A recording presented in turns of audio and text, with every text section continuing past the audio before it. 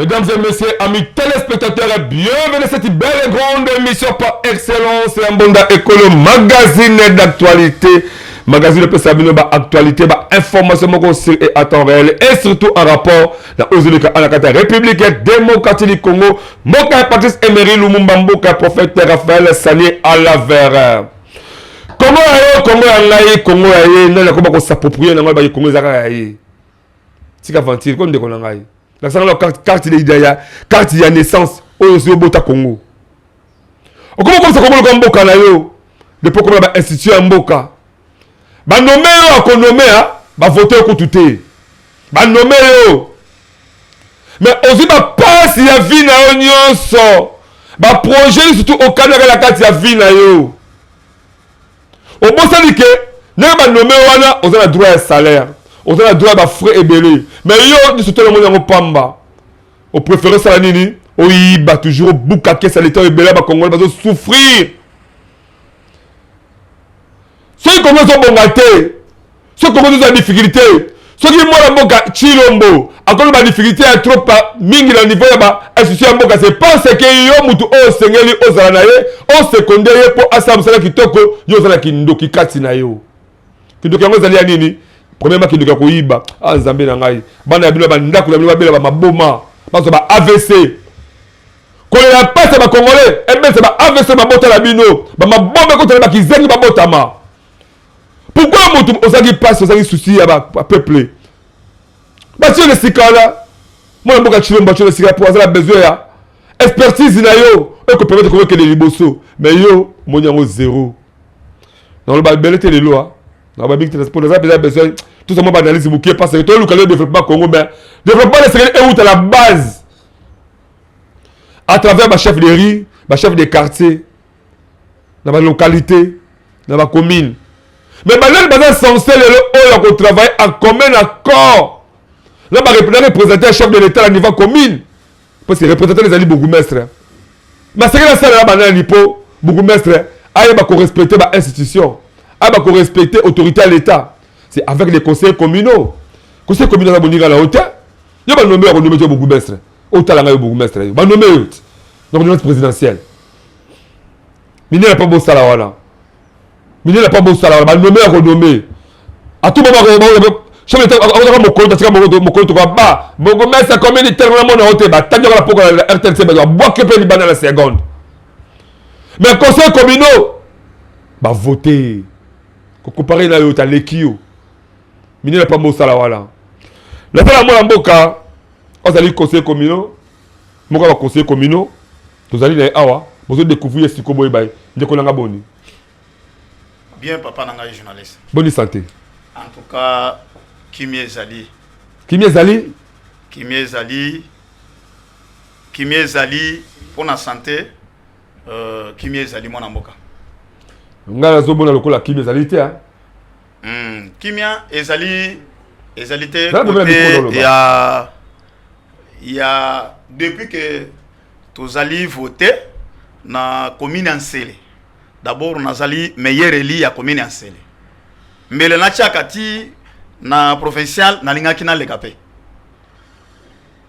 Mais, tant que tu as la population et soutenir Bisso, et lobby, tu voter Bandeko Oyo.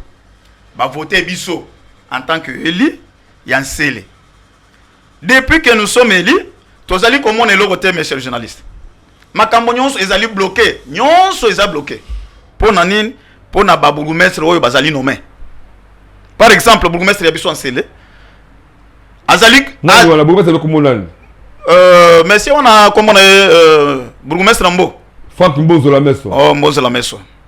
Alingaka comment na ba conseiller te. Yé pour na conseiller alingaka yete. Ah bon. Et puis azo benga ba conseiller yende chef ba conseiller. Ah. Nenga zawana. Azo benga ba conseiller que ba conseiller bino ngande chef na bino. Aussi longtemps biso tozali eli ye azali nommé la alingi comme la binoté ye pona ya linga comme na bisoté toko kende boy par exemple journaliste to bandaki na transport to bandako to bandaki ba réunion na biso transport à chaque réunion ya chaque réunion to bandaki na $20 voilà na minute oyo monsieur Mbo akomi ko pesa akomokomi opesa ba conseiller 10 000 à suspendre tout surtout nyonso tout eza par terre monsieur journaliste tango tozolo ba vraiment tozo senga vraiment na mwana mboka président de la République Etienne Tshisekedi Félix Tshisekedi wa Mulumba atala dossier oyo malam Félix Tshisekedi Tshilombo Félix Tshisekedi Tshilombo le chef de l'État le garant de la nation yende kutu pe asali ke biso ba yende asali vraiment que ba conseil communal parce que ba kameza la ngoto mais ça est la constitution bozela mais ya vraiment habité fouille sur tes zonga ndenga zana bolingo ya Congo nde yango alobi te ba conseiller bazala tango ba conseiller ba kozala bango nde ba ko gérer ba commune o ezali base ya chef de l'État o yé moko azaka ya katia ko préparer pona et soutenir non d'abord to attaquer mbala moko mais to se présenter te tala bandeko pour la respect bandeko se présenter oui ngai bandeko na ngai nazali meilleur élu ya commune ya Nsele nazali kombo na ngai Oroki Badibanga na bimana ba voix ebele mbele na tiaka pe mutu tina ata na province na lingaki na leka très bien naza meilleur élu ya Nsele ya ba conseiller nyonso ya Nsele ezali ngai. Merci beaucoup les amis mon mboka Oroki Badibanga zali conseil communal na niveau ya Nsele en tout cas zali le maire élu bien garanti est puisque ba voter qui est vraiment massivement la commune Nsele mais alors les Cambo parce que ça ba conseil communal et ça la carte commune Nsele presque partout la carte ville province à Kinshasa puis même la carte République démocratique Congo Bimba c'est comme si tu sais ba valeur ya ba conseil communauté ba bourgmestre mingi ba comme ça conseil communauté ba papa na bango ko nyata bango comme bango pamba c'est comme si ba pour bango ba conseil communal ba le ko la rival na bango or un conseil communal le conseil communal un conseil communal n'est pas ton rival c'est une personne oh esengeli qui à travers rien bourgmestre au koyeba comment est-ce que au tambola ils doivent ndenge ba conseil communal ko sanganaka ko siéger comme ba députés provinciaux ba siégeaka pour la compte ya province bon ba siéger pour la compte ya commune ko créer ba stratégie ko permettre le développement des bases et où t'appartient la commune et ça les makitoko mais comme les bourgmestres sont nommés par l'ordonnance présidentielle malgré que le même chef de l'État a instruit que va collaborer bien dans le conseil communal mais il y a encore des bourgmestres beaucoup plus de bourgmestres quand il c'est 100% 98% parce qu'on ignorait les conseils communaux parce qu'on y a tabango entre autres le cola au bonambo tu as mis qui badi bangazolo balikambuya bourgmestre bango ya commune ya Nsele ndenge ni azako déconsidérer bango totalement zo nyata bango to habité peut-être avec des partis politiques au Bozali le secrétaire général de la bino bango zo protéger la bino parti politique la bino parce que bon bandi ba conseil ba bourgmestre be boka ta ville ya République du Congo mais bon baké il ne faut pas que ba problème autre kutana na ngona tango ya président Mobutu na tango ya Laurent Désiré Kabila na tango Joseph Kabila pe na tango Félix Tshisekedi et la kaka ba même répétition. Alors, si les gens même répétition, c'est qu'ils vont retomber, même si les gens vont même retomber. Il faut que tu pouvoir le sous Karapi. Tout ça, besoin de l'eau. Le pouvoir du chef de l'État, Tshisekedi Tshilombo, aux autres ministres, aux autres bourgmestres, aux autres pouvoirs, tout le monde a eu, on vivre, le climat moko apaiser la population. Tout le monde comme la climat qui exile. C'est parce que vous avez autant de samaté. Moi, je suis un peu tout ça, besoin de on a le bamingi, c'est ce que est-ce réellement la niveau commune de Nsele beaucoup de Rabino d'abord après ça Rabino la possibilité de s'installer même bureau moko boy moi na mboka nazali koyebisa yo vérité que totelemaka lelo tokozala lelo na salle ya salle oyo ezalaki ya bourgmestre adjoint o salle wana bolongo bokita na se tokomi kosala ti ba réunion na biso ti na sa ya kotelema la sanzete na basanzete wana toza na place te toza na place oyo eza uniquement que ya ba conseiller ba ko vendre te ba kiti yango moko protozo ba kiti c'est un problème monsieur journaliste donc fonctionnement de zéro moi été te côté wana toza 0 vraiment en tout cas journaliste donc collaboration pour babilo la collaboration exacte kutu pe to benga ki kutu pe na ensemble que yaka nanu to tu na yo mituna moko tozo kozala ngo besoin na yo aboya ti lelo aboya ti aloba vraiment à côté de répondre, il y a conseiller. Selon il y a un conseiller. Mais c'est quoi bino la niveau la qualité la OK, la qualité na biso en tant que biso ba eli, biso nde ba chef ya bourgmestre. Très bien. Parce que biso nde tozali ko voter bourgmestre, biso nde tozali ko longola bourgmestre. Yende ya azana ignorance ya koyeba ke biso nde ba chef na ye. Parce que lelo soki to décider que ko banda lelo o za bourgmestre te mais journaliste. À cause de la journaliste, à cause de la bourgmestre. Très bien. À cause de sans problème. En rapport, on a une infraction beaucoup de OK, voilà. Mais jusque là, tu as un budget normal. OK, tu as un budget, il y a communauté. Il y a communauté, tu as un budget. Tant que tu as un budget, il y a un solo là. Mais bien, moi, c'est d'abord parce que communauté, tant que vous la communauté, c'est parce que vous êtes déjà aux affaires. Malgré que le professeur va faire des stations, ça n'a pas de budget jusque là. Et mon limite, zéro. Jusque là, mon limite, tu peux le battre.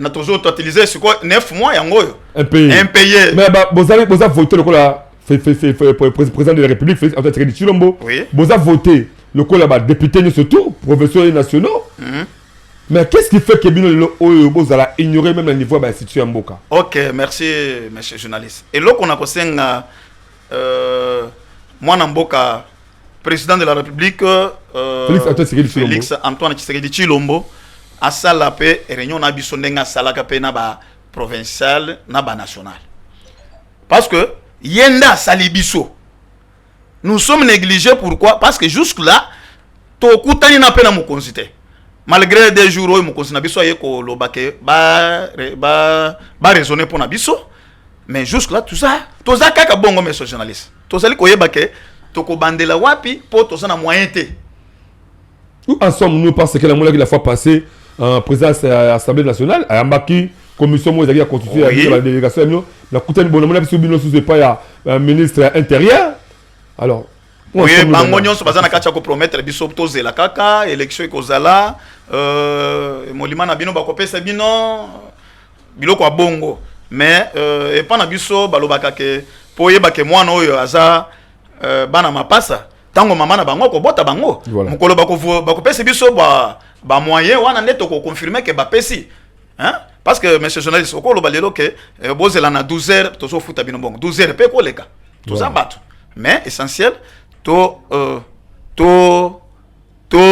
ba pesa biso ba futa biso to na maboko pour to confirmer que vraiment to parce que ba député ba zozwa ba professeur ba zozwa mais kaka bino abiso zéro mais quand est-ce que le niveau commune a bien scellé oui la commune moi d'abord vous allez commune moi n'est pas parmi des grandes communes à la catégorie professeur Kinshasa est-ce que quand la Moussa Bougouma ça doit ça malgré qu'il y a reconnaître la binoté c'est beau tu vois dire qu'il y a beaucoup de normali mais ça quatre wana par rapport à prestation là oui normali ça est belé normali ça est belé ba quartier coûte pe kolobate ba quartier combien belé na commune en scellé ba mususu ba dédoublement ba quartier ça est belé quartier comme ceux qui 98 quelques de quartiers mais tant que moi n'amboka bourgmestre Nkama tant que azalaki kuna azaki ko ba quartier azalaki limité d'abord on a vraiment notable à commune celle oui Nkama ça notable yo taki nabi d'abord moi n'amboka roki oui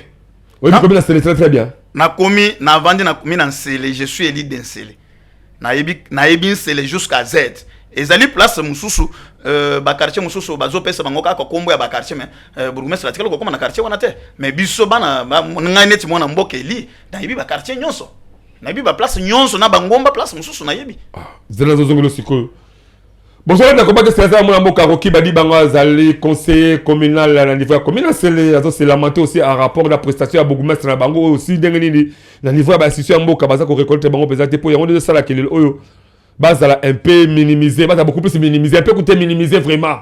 Pas beaucoup mestre, c'est parce qu'il appartient à l'économie, va passer mon pouvoir on va bien mais donc d'abord au niveau région dans ces éléments où il y a bande de bazali vraiment champion ma culture sociale à la carte République du Congo Bongo, Fondation Jonathan Sango à travers FJS Davis, c'est parti la régie.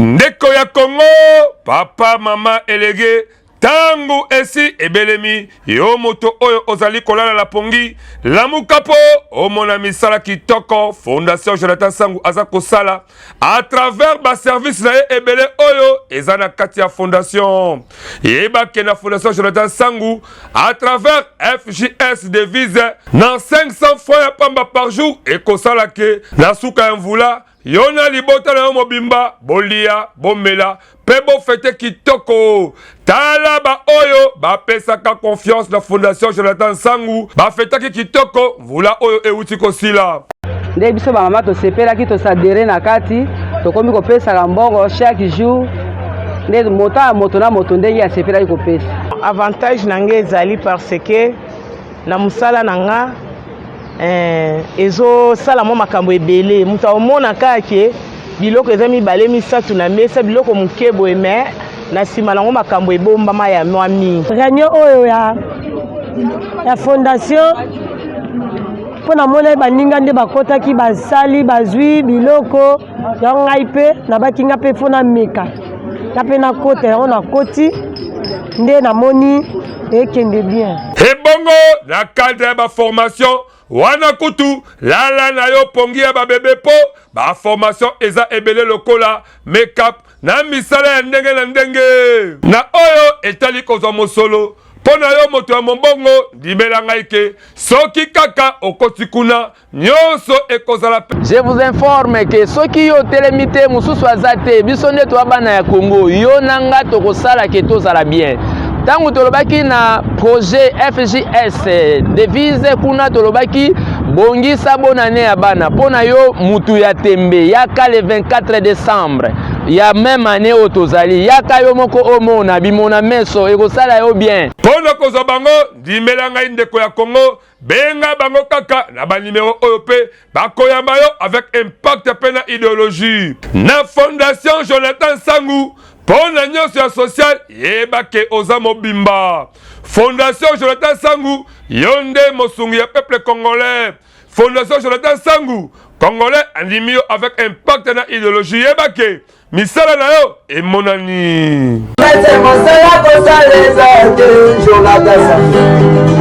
de retour sur ce plateau exceptionnel ya Monda Ekolo magazine d'actualité si ma caméra misala kitoko ya mwana mboka Wilfried Samba de l'autre côté je vois Yannick Kalos on a dit qu'il s'est tout sama kitoko avec le conseil communal Rocky Badibanga ya commune Sele va déplorer ba comportement ba bourgmestre aussi ba comportement à niveau hiérarchie à niveau l'état vraiment à niveau au dossier que maman Julie Soumina Toulouk en tout cas il faut que tchama boko la katia qu'est-ce que l'état n'engage malamu tout à comment est-ce que truc pour résoudre dossier bandeko au passé bango ne va ko permettre ou bien bango ne va ko sala pour Congo et le développement à partir de la base tant que bango baza vraiment honorité mais c'est que ça va participer ma puisque baza la bazo sala pour beaucoup le kabola ya mboka la biso République démocratique du Congo moi mboka Rocky Badibanga oui journaliste le oyo kota la combien d'ancélé parce que tu as bien d'abord la compte à sceller tout le monde pour papa combien d'ancélé nini ozomo la première carte combien d'ancélé ça comme marché te de senga que le lobby va conseiller communaux so vendre vraiment beaucoup plus ça changement quelque part oui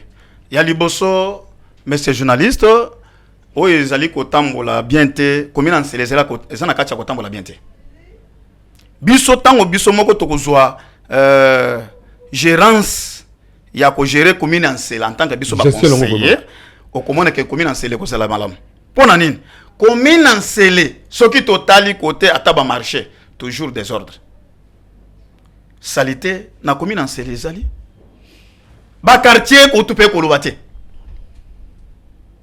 kuna kutupe monsieur journaliste nazo biso vérité okozala boyo lamuki olali olamuki lobi oza chef de quartier lolali olamuki oza chef coutumier bazo nommer ba on nommer ah nomination kuna eza autorisé pas bourgmestre et pas bourgmestre azo signature le pas azo pesa yo biloko nyonso na azo pesa yo pona nini yendenge tango tosolo bawa ndenga sana esprit ya ko considérer ta conseiller communal te moyen à mon conseiller exactement monsieur journaliste excusez d'abord l'anglais ba yo dans la partie politique ni ai ngai nazali mwana ya Vital Kamerhe INC VK nazali na sifra ngai honorable Gaborien oyo ba wuti ko voter abimaki pe meilleur li parmi ba député national ya INC azali pembe na mwana mboka honorable Gaborien Ngoma. Honorable Gaborien Ngoma. Bongo bourgmestre nazali ya parti politique nini? Ye azamuto ayi de pes. Quand il y a famille politique mongo ya Union sacrée de la nation. Oui. Mais pourquoi azo reconnaître la binoté que aluka même harmonie parce que ceux qui vont gagner c'est le Congo qui gagne. Ceux qui vont gagner c'est Union sacrée les autres gagner. Pourquoi collaboration entre les collaboration exacte parce que ndonge tozawana un journaliste amoni biso ba ennemi parce que azana kacha kumiyeba que ceux qui na sololina ba conseiller oyo peut-être ba ko betela nga moi ilo mo boy balongolanga. Vous avez un nombre de combien de conseillers? Vous avez 15 conseillers. 15 conseillers communaux. Oui, vous avez 15 conseillers. Mais acte au Bougouba ça s'opposera face à face à la Bino. Pour la Bino tout 15 comment est-ce que vous réagissez à Lango? Et d'abord on a président la Bino, na président la Bino on a vous créez déjà bureau? Oui, tu crées déjà bureau, tu sais na madame Chilanda Véronique, présidente Nabiso, mais ça constitue combien de membres? Baza 4 membres. Baza les 4. Tu sais na questeur Nabiso, aza mwana mwasi, vice-président Moussi, na secrétaire à rapporteur mwana mboka Sanduko, wana kombo na yatana. Donc le bureau est constitué na tout mami sato na mobali moko. Basi mi balé. Mi balé. Bon sur autant le niveau bureau la bino là c'est ça provisoire ou bien définitif? Non, définitif. Bon, la bureau la bino c'est que vis-à-vis à comportement de Bougouba ça ça là. Comment est-ce que vous jugez ça? Écoute bazo boye na bureau mais c'est journaliste. Bureau définitif bazo boye yango ou tu veux bureau définitif on a des autres documents que yaka mwana mboka zo boye. Mais le tu as la caméra voilà. La nuit c'est que vous attend parce que vous allez élire. Bah tu voter qui bah tu zela ba mon rendement la bino ba conseil communaux. Et beaucoup plus ya mwana mboka ko ki ba di banga auto ya mi na plateau. S'il faut ce que sur la ce qu'on a ba ba pona kiyo. Mais si je comprends c'est bon par rapport à rendement au bazo jusque là. Jusque là journaliste nazo yebiso vérité que comme ko sanga na sonya ko kende ko tambola ti na place oyo bato ba vota kingai ezo comme ko sala na sonya mais tellement que naza eli na bango na kenda kaka na baba zwana ko yebisa bango te bozala kaka na kimia bozala kimia biso makambo tozo ke nango eza bien pona nini bo vota ki biso et puis ba base na biso ba yebike ba chebiso ba kale pa ba bourgmestre base na babase na biso bazana kacha koyeba ba kayebite te muto oyo azo chira bango kale eza bourgmestre ba bourgmestre vraiment nde bazo cha biso ba kale nde yango na mwana mboka et ça liga passe dans mawa mais avant de continuer mwana mboka Roki Badi Banga to que soit niveau région ba tous les éléments il y a les grands chefs coutumiers Ibrahim Chams on doit soit au niveau à problème spirituel topé physique et puis toujours juste après c'est plateau c'est parti la régie.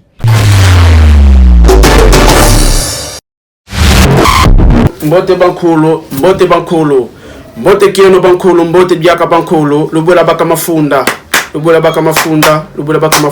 mbote na bino bisika banso bozwami ezangaye le coutumier suprême le coutumier de la nation Mala Ibrahim Chams ba plan nazali moko ya ba coutumier oyo bankoko batindi pona service na bino bantu c'est-à-dire ba makambo nyonso to ba problème nyonso oyo batu bazana yango problème ozana yango ya kimosuni to problème ozana yango ya molimo nde yango bankoko batindi ngai na ya awa pona ya kotalisa bino ba problème nyonso oyo bino bozana yango nde na ba kopesila bino yango solution lokola batu o bazana problème itali mosolo ya finance ba ope bazana ba problème na bandaku na bango ya bolingo mabala tozoyeba kosungela batu basi to mibali koyeba kosunga bango pona mabala et puis mosala ba o bazana posa koluka mosala to ba o bazana posa ya promotion nde tozoyeba kosungela ngo batu ba musu bazana ba masque de vieillesse ba o bazana posa ya bankodia toyeba kosunga bango na yango ba o bazana posa ya ba domination ozala pasteur ono so bazana kati ya art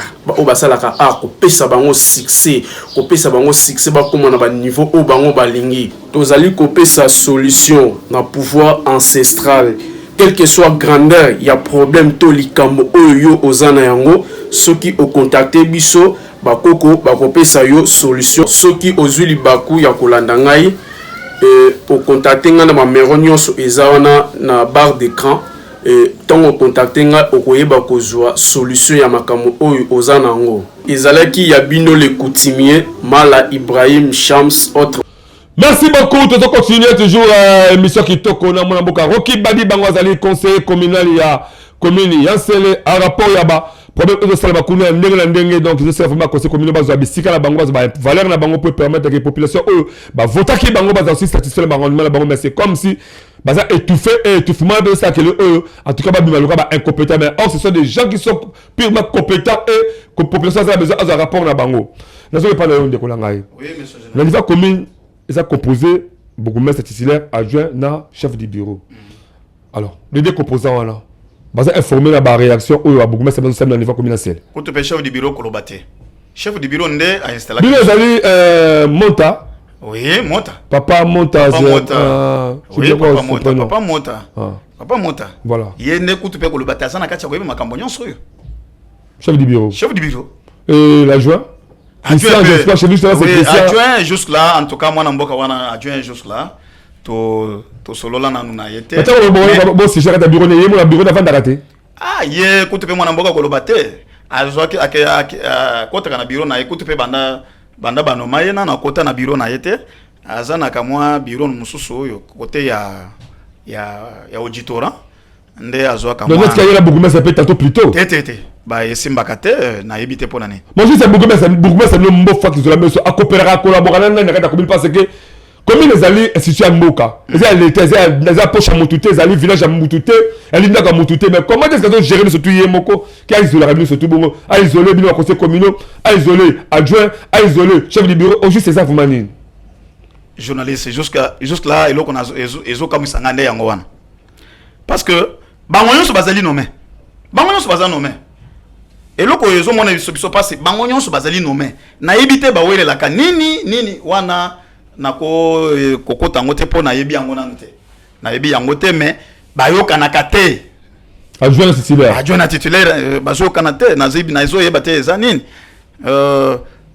soki otali place bureau ya bourgmestre adjoint ya commune Ansele okoma na net ata bureau à la police eza bien bureau à la police eza bien okoti na bureau bureau à la police eza bien mais bureau ya bourgmestre adjoint ya Ansele soko moni yango monsieur journaliste eza titulaire l'adjoint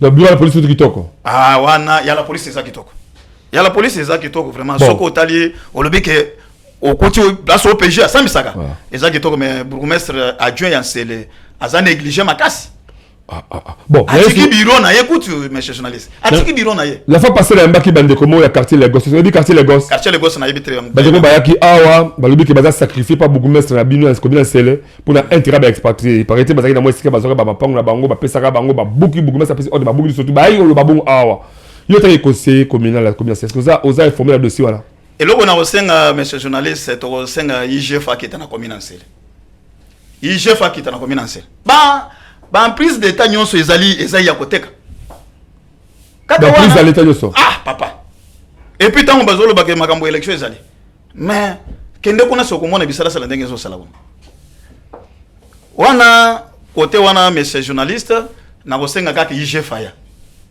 akita na commune Ansele pour gérance ezali mabe makasi donc gestion commune Ansele vraiment gestion eza poche ya et commune gérée par et comme famille poche ya monsieur Mbolameso donc commune poche ya Mbolameso comme village nini to le bandene biso ba conseiller toke parlement journaliste toke parlement ni 50 francs na zangi 100 francs ya kokomela mai pona ke na mo parlement to bana 50 francs un journaliste est-ce que tant boto gestion na vous rappelez ba preuve ya beleme belele so bingo bon ba preuve beleme au bomozo la que commune les a mal géré vous appelez ba preuve sur toi là possible vous avez droit ça même un problème d'investigation mais d'abord côté sécurité d'abord les andengeni côté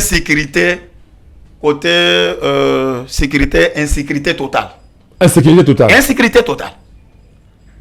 kuna eleki mingi na commune Ansele kuluna eleki ba komi ko toke batu nyonso par exemple nga mwasi na ngamba limba kumaye na 22h azokuta ba fête pembeni na ndako ba papier machette non bref pour la commune ça mal géré commune ekozala bien géré tango ba conseiller ba kozala parce que tango ba conseiller ba ko cha mutu na bango ba mutu wana akoboy ko sala mabe akoloba te nazali gérer nazali contrôlé par le conseil communal. Voilà.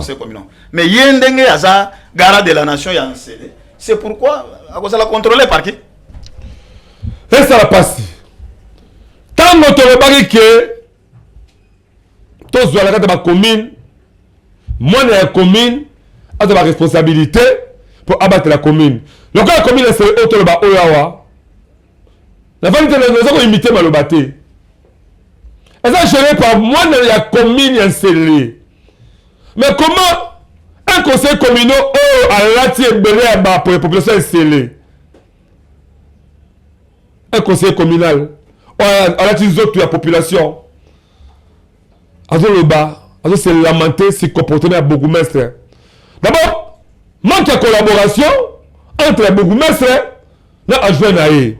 Manque de collaboration entre les bourgmestres et le chef à bureau. Manque de collaboration entre les bourgmestres et le conseil communal. Et c'est réellement que les bourgmestres ensemble ça malam. Des partis politiques, il ne faut pas être là. Lieu de refuge.